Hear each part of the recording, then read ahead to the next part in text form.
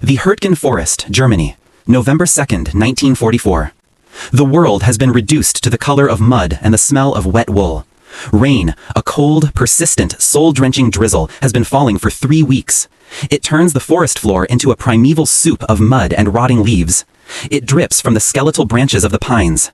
It runs in rivulets down the steel helmets of the men of the 28th Infantry Division. They are not soldiers anymore. They are ghosts, haunting a landscape that wants them dead. This is not the war they were promised in the newsreels. This is not the triumphant march into the heart of the Reich. This is a slow, methodical, and anonymous execution. The enemy is not a man in a gray uniform. The enemy is the forest, and the forest is ruled by a monster. The monster is made of concrete. It is a squat, ugly, brutish thing, a block of reinforced concrete and steel sunk into a German hillside, a pillbox.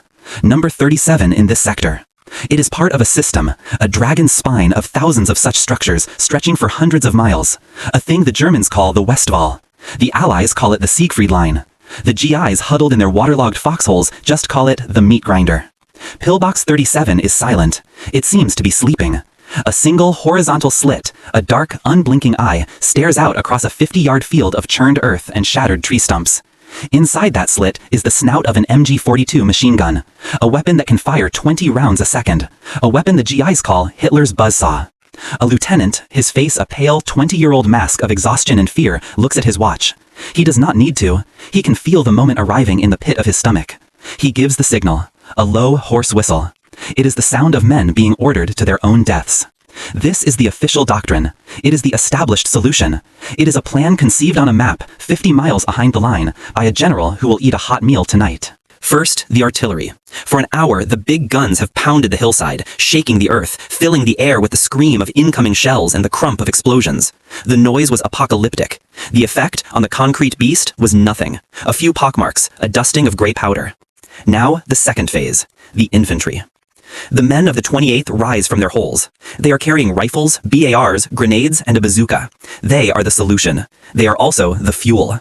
They begin to run, their boots sucking at the mud, their heads bowed as if running into a gale-force wind. For 3 seconds, there is only the sound of their ragged breathing and the slosh of their boots. Then, the monster wakes up. A sound rips through the forest. It is not the staccato bark of a normal machine gun. It is a continuous, high-pitched, tearing noise, like a giant piece of canvas being ripped in two. Brrrrt. A stream of tracer rounds, incandescent green wasps, reaches out from the concrete slit and touches the first man. He does not fall. He disintegrates. His torso explodes in a pink mist. The man behind him is stitched horizontally from hip to shoulder and folds like a cheap suit. The bazooka man takes a round through the helmet and his head vanishes. The world becomes a chaotic, deafening storm of noise and death. The men dive for cover that does not exist. They press their bodies into the mud, trying to make themselves smaller, trying to crawl back into the earth. The buzzsaw does not care. It is methodical. It is efficient.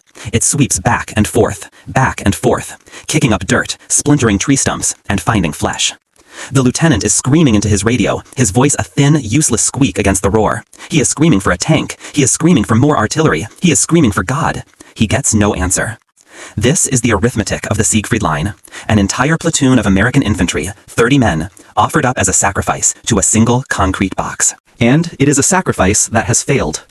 The attack is over. The survivors, those who can, crawl back to their holes, dragging the wounded, leaving the dead where they fell. They have gained nothing, not an inch, not a yard. They have simply confirmed the impossible problem. The official doctrine is a suicide pact. It is a strategy of throwing human bodies against concrete walls until one of them breaks, and it is the concrete that is winning. This is the story of the autumn of 1944, a story of stalemate, of attrition, of a war that was supposed to be over but had found a new, more horrifying way to continue. It is the story of an entire Allied army, the most powerful military force ever assembled, being bled white by a system of static, ugly, and perfectly designed fortifications. But this is not that story. This is the story of a heresy, a story of a single low-ranking officer who watched this suicidal arithmetic and came to a simple, blasphemous conclusion. The doctrine was not just failing, it was idiotic, and the generals who ordered it were committing murder. This is the story of a man with no special credentials, no high-level access, and no permission, who devised a plan so simple, so unorthodox, and so utterly contrary to the rules of war that his superiors called it suicidal. This is the story of how that one man and his tiny, hand-picked unit of 30 misfits used that suicidal plan to do the impossible. This is the story of how they did not just destroy a pillbox, they captured one, and then another, and then another. This is the story of how 30 men, in one afternoon, convinced 500 heavily armed German soldiers to walk out of their concrete tombs with their hands in the air. To understand the plan, you must first understand the wall. September 1944. The war in Europe is supposed to be in its endgame. Paris has been liberated, the German army in France has been shattered, routed in the Falaise pocket, and is in a full headlong retreat. The Allied armies are flooding across the country in a mad dash for the German border. The mood at SHAEF, Eisenhower's supreme headquarters, is not just optimistic, it is euphoric. The talk is of being home by Christmas. It is a fantasy. The race across France, a brilliant high-speed advance, had a fatal weakness. It outran its own supply lines. The Red Ball Express, a heroic effort by thousands of truck drivers, was straining to deliver the fuel, the ammunition, the food needed to keep the armies of Patton and Hodges moving. By mid-September, the tanks began to sputter to a halt. The great advance slowed. And then, it stopped. It stopped at the German border. And there, waiting for them, was the Dragon. The Siegfried Line was not a trench. It was a defense in depth, a multi-layered, brilliantly engineered killing zone. It began with the Dragon's Teeth, thousands upon thousands of pyramid-shaped concrete tank traps arranged in huge fields that stretched for miles. Behind them were minefields, barbed wire entanglements, and then the pillboxes, the bunkers. These were not simple machine gun nests, they were fortresses in miniature. Their walls were 6 feet thick, made of steel-reinforced concrete designed to withstand direct hits from the heaviest artillery. They were sunk deep into the earth, their profiles low, their fields of fire perfectly calculated and interlocking. One pillbox could cover another. The machine guns were supplemented by anti-tank guns, by mortars, by fortified command posts. And they were manned not by the old men and boys of the Volkssturm, but by hardened, determined German troops who were now, for the first time, defending their own homeland. This was the institutional problem. The Allied High Command had grossly underestimated it. They had intelligence reports, but they dismissed them as propaganda. They saw the Siegfried Line as a brittle, hollow shell that would crumble at the first push. They were catastrophically wrong. The established solution was brute force. It was the only way men like Patton knew how to fight. The doctrine was simple. First, bombers would pound the fortifications. Second, a massive, overwhelming artillery barrage would obliterate them. Finally, the infantry, supported by tanks, would sweep in and mop up the dazed survivors. It was a good plan. It had worked in France. But the Siegfried Line was not France. The bombs missed. It was impossible for high-altitude bombers to accurately hit these small, semi-buried structures. The artillery, even the massive 155mm long toms, was useless. The shells that landed squarely on the bunkers simply bounced off or chipped the concrete. The German garrisons inside would ride out the bombardment in relative safety, their ears ringing, and then man their machine guns as soon as it lifted. The tanks, the mighty Shermans, were stymied by the Dragon's Teeth and funneled into pre-sighted anti-tank kill zones. So it all came down to the final element, the infantryman, the GI with his M1 rifle. The established solution was failing because, in the end, it was a plan that relied on a 19-year-old from Ohio to run across an open field and shove a grenade through the firing slit of a machine gun that was trying to kill him. This was the failure of the system. It was a failure of imagination. The institutional arrogance was profound. The generals, Eisenhower, Bradley, Hodges, they were managers of a massive industrial-scale war. They looked at their maps, at their order of battle. They had millions of men. They had tens of thousands of guns. They had an almost infinite supply of shells. The Siegfried Line was a math problem. If it took 100 men and 10,000 shells to take one pillbox, then it would take 10,000 men and 1,000,000 shells to take 100 pillboxes. The cost in human lives was a tragic but necessary variable in the equation of victory. They saw the casualty reports. They read them. And they ordered the next attack. Their solution to the failure of the doctrine was simply to apply the doctrine with more force, more shells, more men, more bodies thrown against the concrete. A ticking clock was now driving this bloody calculus. The autumn rains had begun, turning the battlefields into a sea of mud that bogged down tanks and trucks. The weather was closing in, the thick, low clouds of a German winter grounding the Allied air forces, their single greatest advantage. And behind the shield of the West Wall, the German war machine was regenerating. New divisions were being formed. New, better tanks, the Panther and the Tiger, were rolling off the assembly lines. The Wehrmacht, which had been on the verge of total collapse in August, was being given a priceless gift: time. The window to break into Germany and end the war in 1944 was slamming shut. Every day that the Siegfried Line held was another day that allowed Hitler to gather his strength for one last desperate gamble in the Ardennes. The Battle of the Bulge was coming, and the Allied army was bleeding itself to death, one platoon at a time, against a concrete wall. The system was perfect in its brutal, unimaginative logic. It was also a catastrophic failure. It was failing to achieve a breakthrough. It was failing to save American lives. And it was failing to recognize the one man in its ranks who looked at the meat grinder and saw not an obstacle, but an opportunity. A man who understood that the greatest strength of the German pillbox, its impregnable design, was also its greatest weakness. His name was Buck May. He was a first lieutenant in the 2nd Infantry Division, and he was about to commit career suicide. He was not a product of West Point. He did not have the easy, backslapping confidence of a man born to lead. First Lieutenant Charles Buck May was a former high school history teacher from Wyoming. A citizen soldier, commissioned from an officer candidate school, one of the thousands of so-called 90-day wonders churned out by the Army to meet the insatiable demand for junior officers. To the career men, the regulars, he was an amateur. He was quiet, thoughtful, a man who seemed to be observing the war more than fighting it. He did not shout, he did not posture. In the rigid, hierarchical world of the United States Army, his quiet nature was often mistaken for weakness, his thoughtfulness for indecision. He was, in every way, an overlooked cog in the vast, grinding machine. But Buck May, the history teacher, saw the war differently. He did not see it as a set of tactical problems on a map. He saw it as a human event, a story of fear and motivation. And he had spent the last 2 weeks sitting in the mud watching that story unfold, and he had come to a single, terrifying conclusion. The story the Army was telling itself was wrong. This was his eureka moment. It did not arrive in a flash of lightning. It seeped into him, slowly, like the cold rain seeping into his bones. It came from watching. He watched the artillery. He saw the shells, tons of high explosives, landing on and around the pillboxes, and he saw them do nothing. He saw the pockmarks on the concrete, the way the earth was scoured clean around them.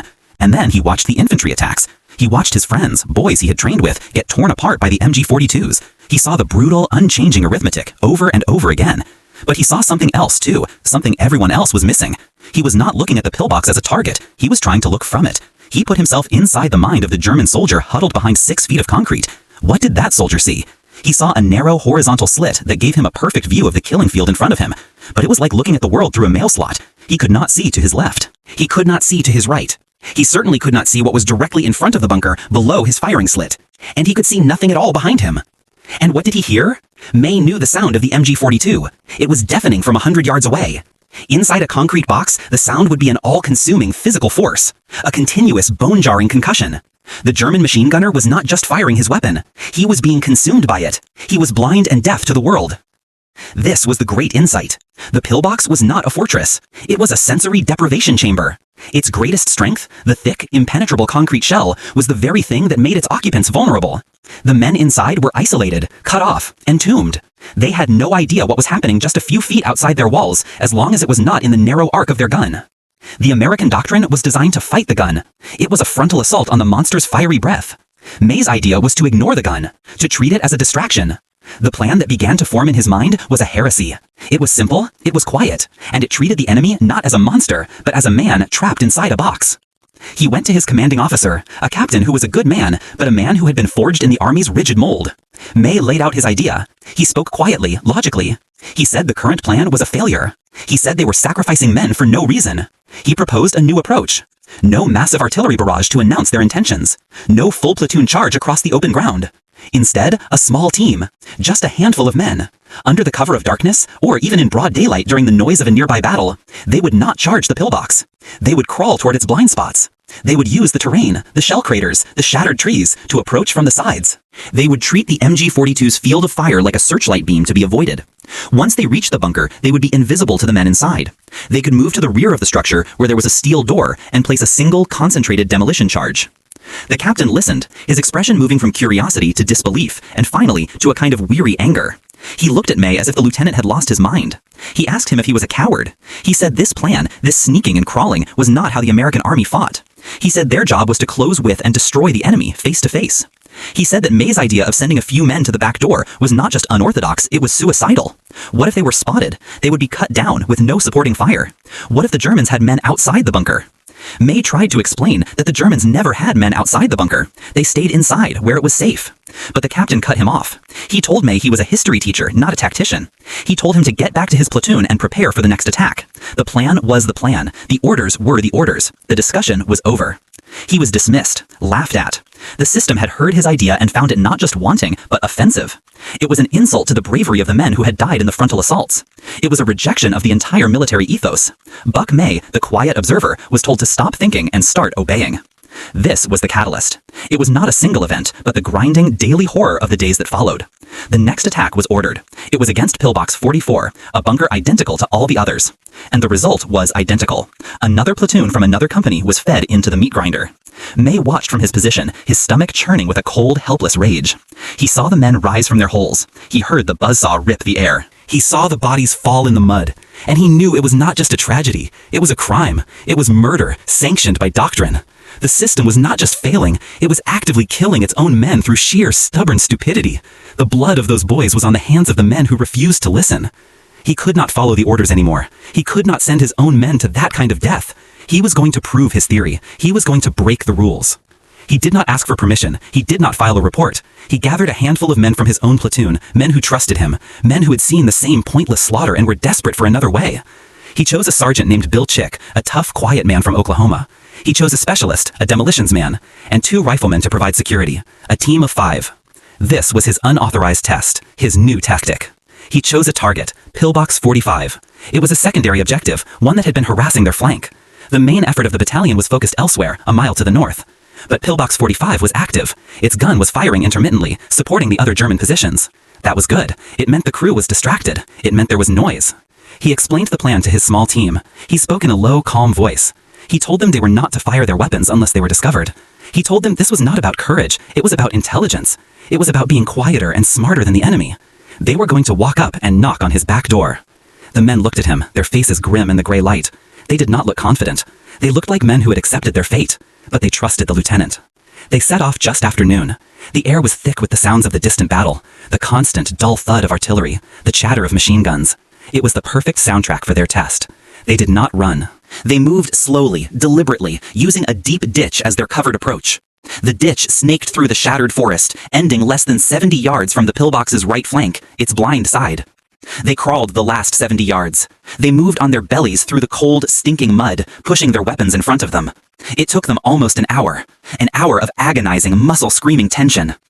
Every snap of a twig, every clink of a canteen sounded like a gunshot in the silence of their own small world. May could see the pillbox now, a gray, concrete slab growing larger and larger. He could see the muzzle flashes from its firing slit. He could hear the terrifying, ripping sound of its MG-42. It was firing away from them, toward the main American attack. The crew inside had no idea. They were completely, utterly oblivious. This was the moment of truth. They reached the side of the bunker. They were touching it. The concrete was cold and damp, vibrating slightly from the force of the machine gun firing inside. They were invisible. The theory was correct. The demolitions man unstrapped his satchel charge. It was a canvas bag containing 16 pounds of TNT, fitted with a 30-second fuse. The plan was to place it against the steel rear door. May and Chick stood guard, their rifles pointed back the way they had come, watching for any German patrols. The demo man knelt by the door. He pulled the igniter. A sharp crack, and then the sizzle of the fuse. 30 seconds. He placed the bag, stood up, and tapped May on the shoulder. They ran. They did not run far, just 20 yards, diving headfirst into a shell crater as the world erupted behind them. The explosion was not a sharp crack. It was a deep, hollow, resonant boom, like a giant steel drum being struck with a sledgehammer.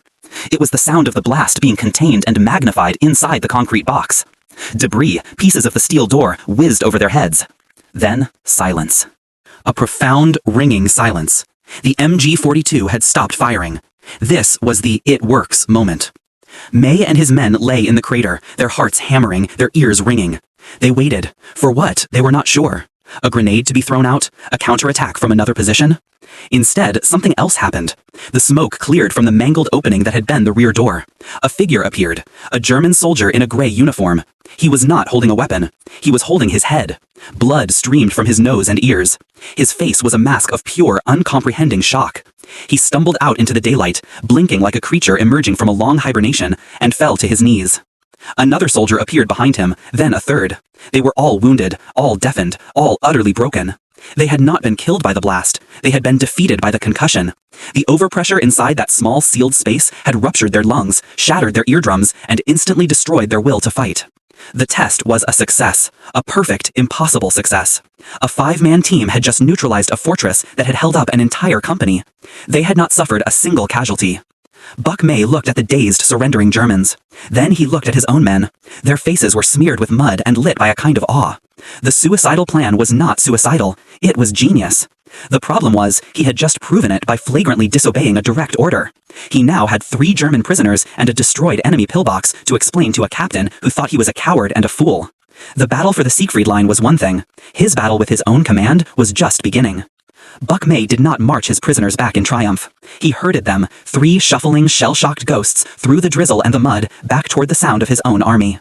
The small team that had followed him into the pages of history walked with a new kind of purpose. They had seen a miracle. They had touched the monster and discovered it was hollow. They did not speak. There was nothing to say. The sight of the 3 captured Germans, alive and unharmed, was a statement more profound than any words. The company command post was a shallow, sandbagged dugout roofed with a wet canvas tarp. Inside, it was a small, cramped hell of lantern light, steam, and the smell of stale coffee and nervous sweat. The captain was hunched over a crackling radio set, his face illuminated by the green glow of the dial. He was listening to the reports from the main assault, a mile to the north, and his jaw was clenched so tight the muscles in his cheeks stood out like knots in a rope. The news was bad. It was always bad. He was listening to his men die, one garbled transmission at a time. He did not see May at first. He just saw the shadows of men at the entrance to the dugout. Then he saw the gray uniforms of the prisoners. His eyes narrowed. He assumed they were from the main fight, a rare success in a day of failures, brought back for interrogation. He barked at May without looking up from his maps, asking him what he was doing here, telling him to get back to his platoon. May stepped into the lantern light. His face was caked in mud. His eyes burned with a quiet, incandescent fire.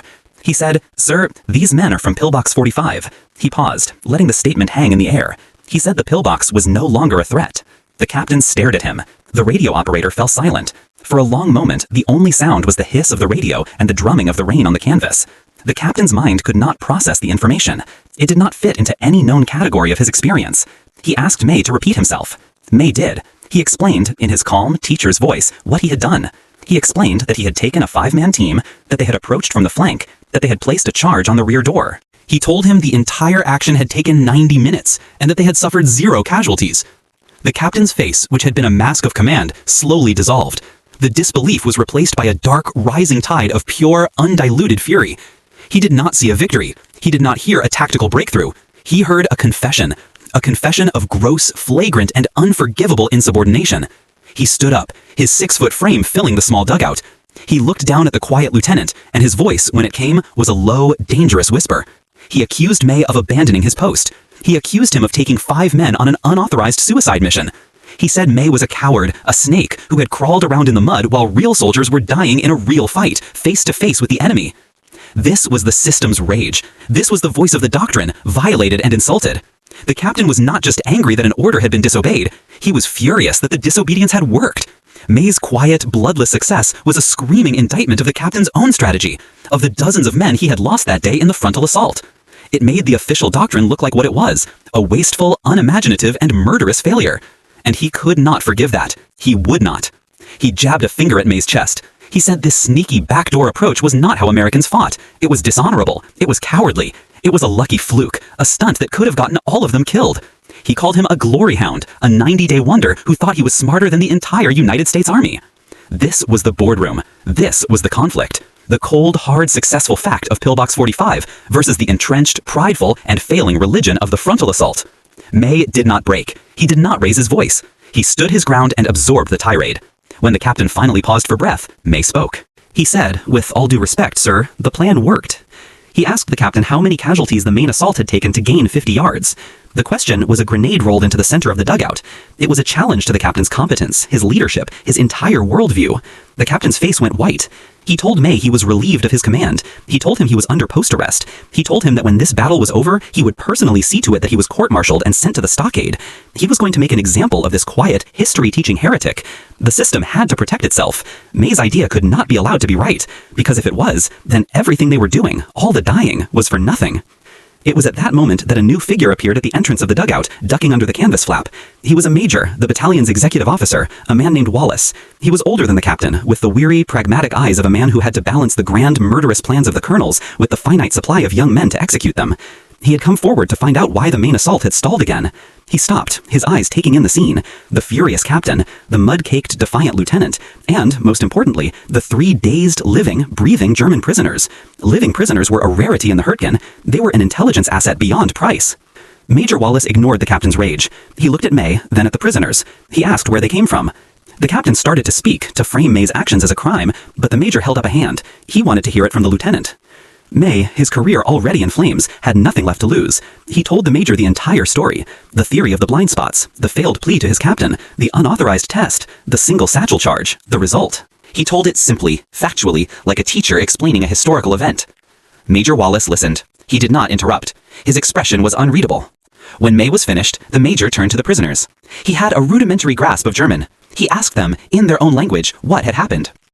The prisoners, through their ringing ears and their shock, confirmed the story. They told him about the noise of their own gun, how it filled the world. They said they were firing, doing their job, and then the universe had simply exploded from behind them. They never saw a single American soldier. They never had a chance. They were not defeated in a firefight. They were undone by a trick, a piece of magic. This was the proof. This was the advocate finding his cause. Major Wallace was a man drowning in a sea of casualty reports. He was sending boys to their deaths based on a doctrine that he knew, in his gut, was not working. His superiors demanded progress. His captains demanded more men to feed into the grinder. He was trapped. And now, standing in front of him, was a quiet lieutenant with a miracle, a repeatable miracle. He looked at the captain's furious face. He looked at May's calm one. And he made a decision. He was not just a part of the system. He was a man responsible for the lives of nearly 1,000 soldiers. And that responsibility outweighed the rulebook. He told the captain to stand down. He told a guard to take the prisoners to the rear for a full debriefing. Then he turned to May. He led him out of the dugout, away from the prying ears of the radio operators and the fuming captain. They stood in the rain, the sound of the distant, failing battle, a constant, mournful drumbeat. This was the gamble, the desperate, damn-the-rules decision. The major looked at his map, a wet, transparent sheet covering the terrain. He pointed a finger at a ridge, a key piece of high ground dominating the entire sector. The map showed a cluster of symbols, 6 of them. 6 interlocking pillboxes, the heart of the German resistance in this area. It was the objective of the entire regiment. For 3 days, the battalion had been throwing itself against that ridge, and it had broken every time. Tomorrow, the plan was for a full-scale regimental assault, 3,000 men, a massive rolling artillery barrage. It was going to be the bloodiest day yet. He looked at May. He told him that he believed his theory, but that one successful test on a single, isolated pillbox was not enough. The captain was right about one thing. It could have been a fluke. He needed more. He made May the offer. It was not an order. It was a challenge, a chance for vindication, wrapped in a suicide mission. He told May he could not give him a full company. He could not officially sanction this heresy, but he could authorize a special patrol, a reinforced platoon, 30 men. May could pick them himself, volunteers. The objective, he said, pointing back to the map, was the ridge, all 6 pillboxes. He wanted May to take his 30 men and, under the cover of the pre-dawn darkness, do to that entire fortress complex what he had done to pillbox 45. He was not to attack. He was to infiltrate, to move like a ghost between the arcs of fire, to use his quiet, intelligent method, to dismantle the entire position from the back before the main assault even began. The major was blunt. He told May that if he succeeded, he would save the lives of hundreds of men who were scheduled to die on that ridge tomorrow. He would be a hero. His captain would have to swallow his rage. The court-martial would disappear. But if he failed, he would not be a hero. He and his 30 men would be dead. They would be trapped behind enemy lines, discovered and wiped out. And the major would deny everything. He would say that Lieutenant May was a reckless fool who took his platoon on an unauthorized patrol and got what he deserved. The official report would bury the truth along with the bodies. This was the deal. One chance, 30 men against a fortress that had defeated 1,000. A suicidal plan according to the doctrine. A work of genius according to the evidence of 3 deafened German prisoners. Buck May, the history teacher from Wyoming, looked at the map. He saw the symbols for the 6 pillboxes, arranged like a crown on the ridge. He thought of the men who had died trying to take it.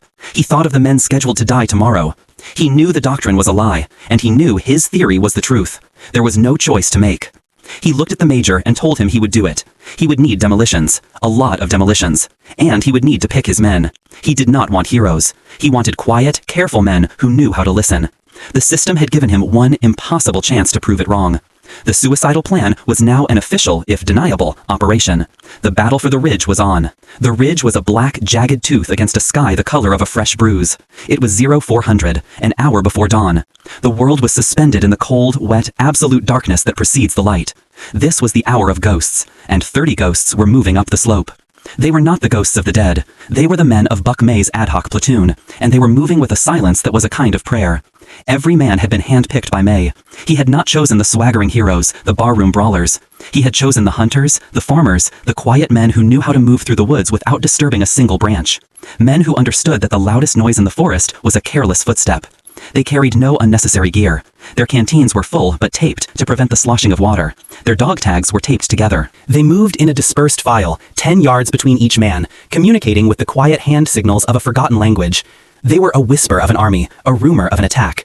Buck May was at the front. He was not leading a charge. He was guiding a surgical instrument.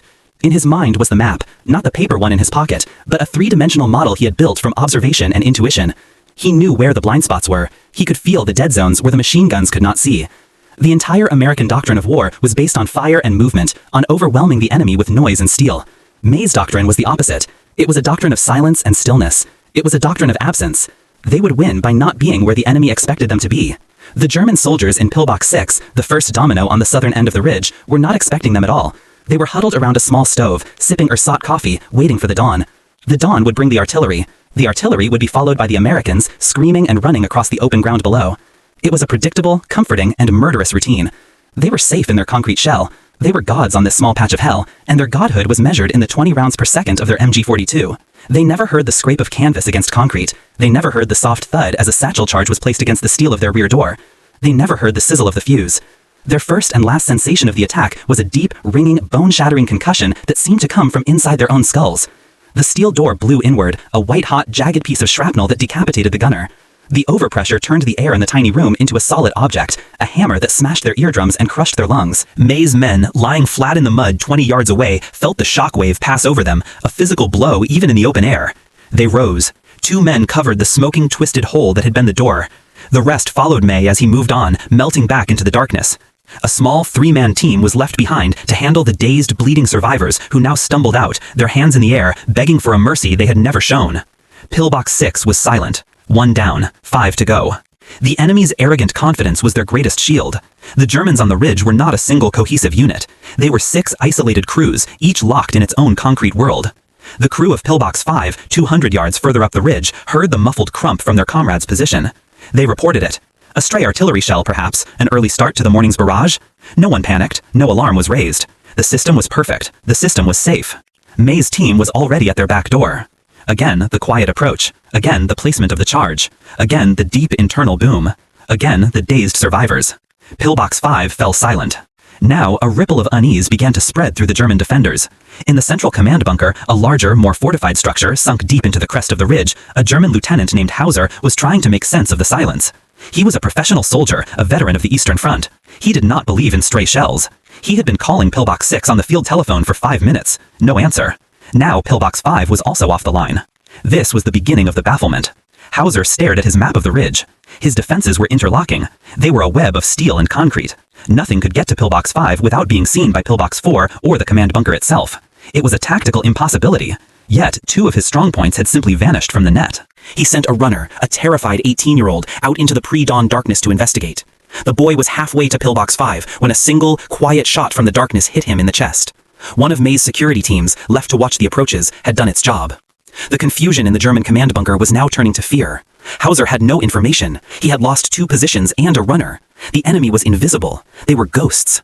He ordered all remaining positions to open fire on their pre-planned defensive sectors, to sweep the muddy fields below with machine gun fire. He was trying to fight the old battle, the battle he was expecting. On the slopes below, the American infantry, waiting for the signal for their own suicidal dawn assault, saw the German guns open up. They hugged the mud, assuming a preemptive barrage. But May and his men were not in the fields below. They were already past the firing lanes. They were using the noise, the chaos of the Germans' blind panic, as their cover. They were walking through the storm, untouched. They took Pillbox 4, then Pillbox 3. Each takedown was a carbon copy of the first, a silent approach, a single devastating explosion, and a small team left to collect the shell-shocked prisoners. The ridge was being dismantled, methodically, quietly, from the inside out. May's 30 men were a virus, and the German defense system was dying without ever seeing its killer. By the time the first thin gray light began to silhouette the trees, May and the core of his team, now down to 20 men, had reached their final objective, the command bunker. It was a beast, larger than the others, with thicker walls, and its rear entrance was a heavy steel door set into a concrete recess, guarded by a trench system. This was the heart of the dragon, and the dragon was awake and terrified. Lieutenant Hauser knew he was next. He could see the wreckage of Pillbox 3 from his periscope. He had lost contact with every single outlying position. He was alone. He had 50 men in the command bunker with him, and another 400 from the battalion reserve garrison in the tunnels and barracks that connected to it, deep underground. He was not defending a ridge anymore. He was the commander of a concrete tomb, waiting for the devil to knock on his door. This was the climax, the validation. This was where a successful raid would become a legend. May's plan for the command bunker was different. A single satchel charge would not be enough, and the trench system meant a close approach would be suicidal. So he used his own version of the doctrine he despised. He called for fire. Not a massive blind barrage, but a single, precise application of force. He got on his radio to Major Wallace, a conversation spoken in a code of quiet, clipped phrases. He called for a single volley from a battery of 105mm howitzers. Not on the bunker, but behind it, a smokescreen. The shells came in, not with the terrifying scream of high explosives, but with a gentle whoosh. They landed perfectly, creating a thick, billowing wall of white phosphorus smoke that cut the command bunker off from the rest of the world. Under the cover of the smoke, May's demolition teams ran forward. They were not carrying one satchel charge, they were carrying 4. They packed them together around the hinges and the lock of the great steel door. They set the fuses, and they ran. The explosion was apocalyptic. It did not just destroy the door, it ripped the entire concrete entrance of the bunker apart. A huge, black, smoking hole was torn into the hillside. May and his men stormed it. They threw grenades into the blackness, then plunged in after them, firing their rifles and submachine guns.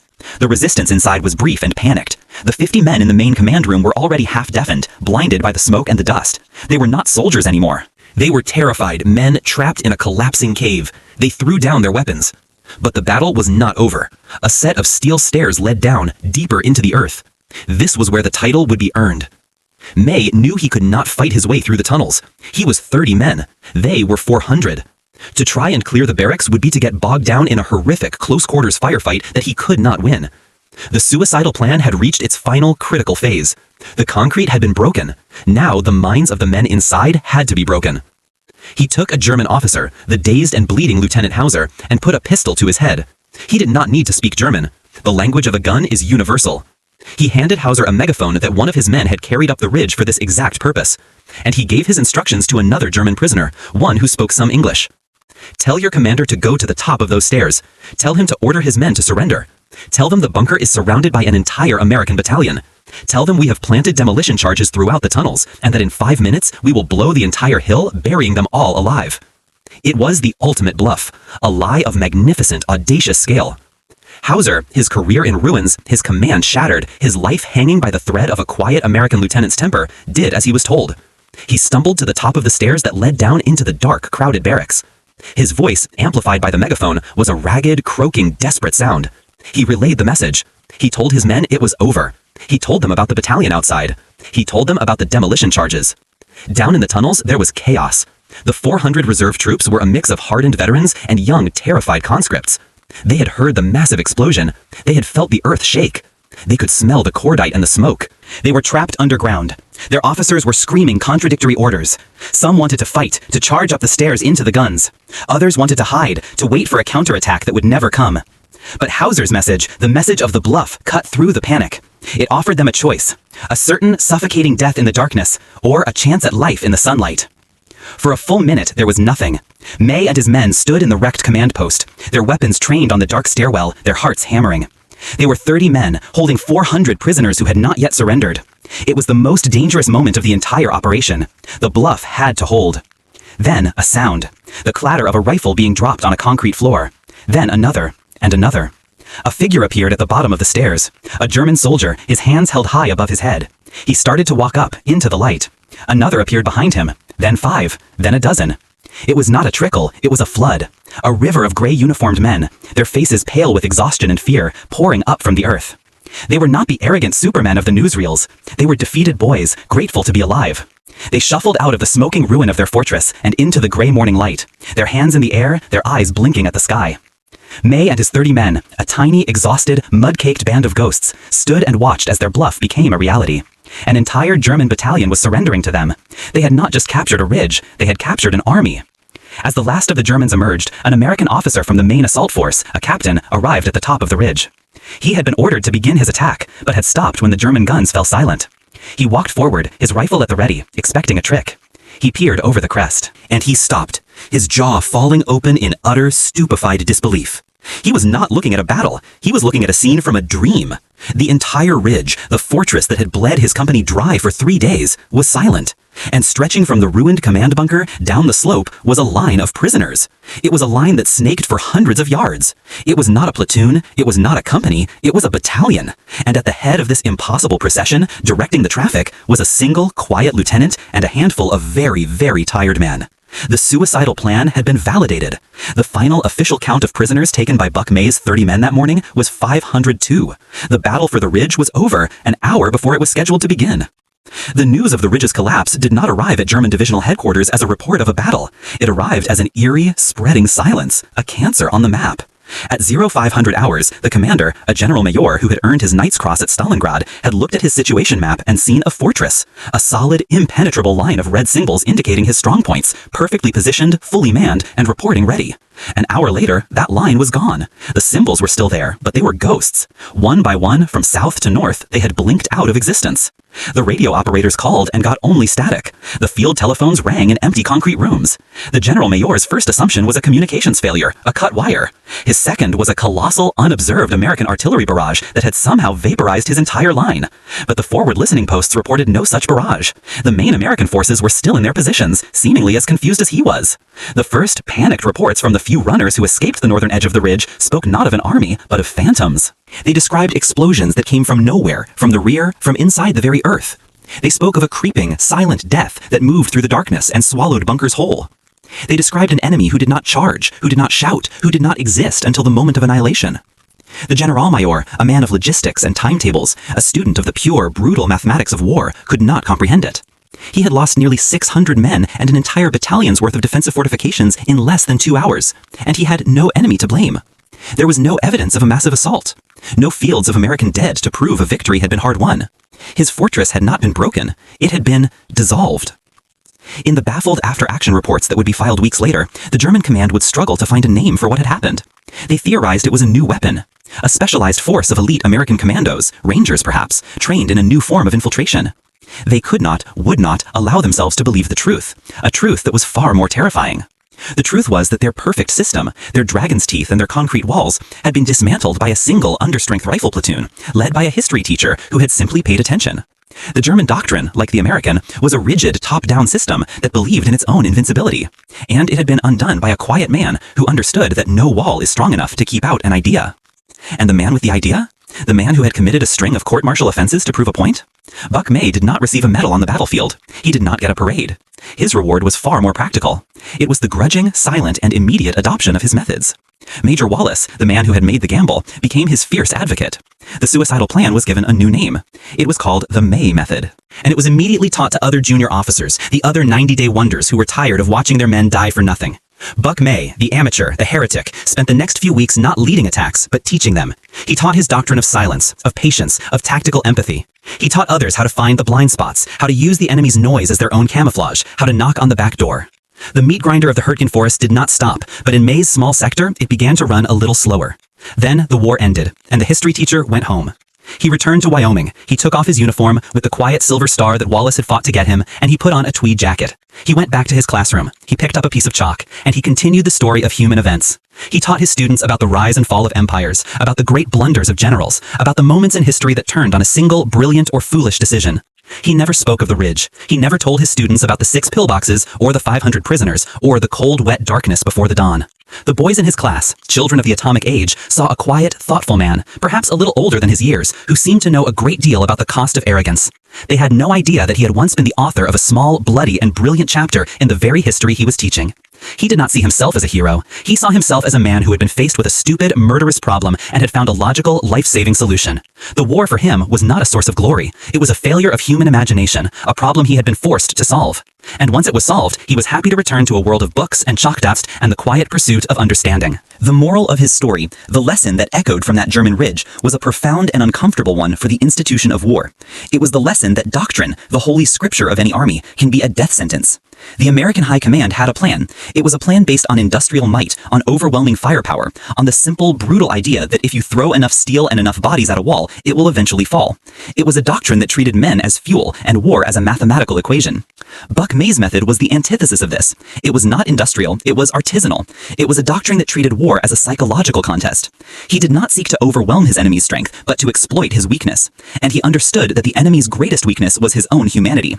The German machine gunner, locked inside his concrete box, deafened by his own weapon, was not a Superman. He was a man with a limited field of view, a man who could be frightened, a man who could be surprised. The established solution, the frontal assault, was an act of arrogance. It assumed the enemy was a simple target. May's solution was an act of intelligence. It was based on the simple, radical idea of thinking about what the enemy was thinking. It proved that tactics are not just more important than technology, they are a technology in their own right. The most powerful weapon on the battlefield is not the heaviest gun, but the cleverest idea. The man on the ground, the one who can feel the terrain and watch the enemy's behavior, will always know more than the general staring at a map 50 miles away. The system had called his plan suicidal. The truth was that the system itself was suicidal, and his plan was the cure. This is the full circle. The heresy becomes the New Testament.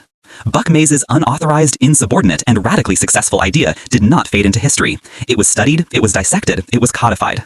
The quiet techniques of the history teacher from Wyoming became the foundation for a new kind of warfare.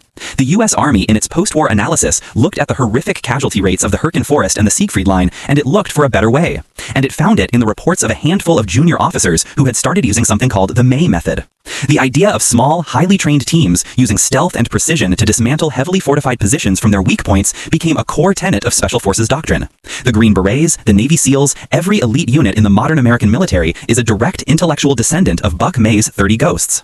The tactics of infiltration, of misdirection, of psychological warfare, the very things his captain had called cowardly and dishonorable, are now taught as the highest form of the military art.